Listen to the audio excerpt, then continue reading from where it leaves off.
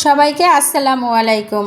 আজকে আমি খুব মজার আর লোভনীয় একটা বট রান্নার রেসিপি করলাম। তো প্রথমেই কিন্তু আমি বটগুলো পরিষ্কার পানি দিয়ে ধুয়ে নিলাম। এখন এর উপরে আমি হলুদের গুঁড়া, মরিচের গুঁড়া, আদা রসুন বাটা দিয়ে দিলাম 2 চামচ, আর ধনিয়া জিরার গুঁড়া, পেঁয়াজ কুচি, আর সাথে দিয়ে দেবো এখন স্বাদ মতো লবণ। আর এর সাথে আমি সয়াবিন তেল অ্যাড করে সুন্দর করে আমি হাতে মেখে চেকে কষলিয়ে সুন্দর করে আমি এটা অনেকক্ষণ মেখে চেকে তারপরে কিন্তু আমি আজকে রান্নাটা বসাবো।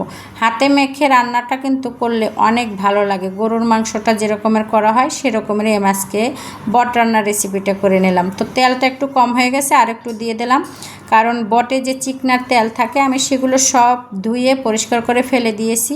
চিকনার তেল খাওয়া শরীর স্বাস্থ্য দুটোর জন্যই ক্ষতিকর, তো এর জন্য আমি ওই তেলটা ফেলে দিয়েছি। এখন আমি হাতটা ধুয়ে সুন্দর করে পানি দিয়ে আমি রান্নাটা কষিয়ে শেষ করলাম।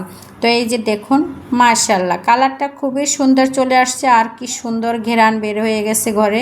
তো আমি উপর থেকে আমি এখানে ধনিয়া জিরার গুঁড়া দিয়ে দিলাম। তো এই যে দেখুন, এরকমের বট রান্না হলে গরম গরম ধোয়া ওড়ানো ভাত বা সাদা রুটি দিয়ে খেতে দুর্দান্ত স্বাদ। কে কে বট খেতে ভালোবাসেন অবশ্যই কমেন্টে জানাবেন। আল্লাহ হাফেজ।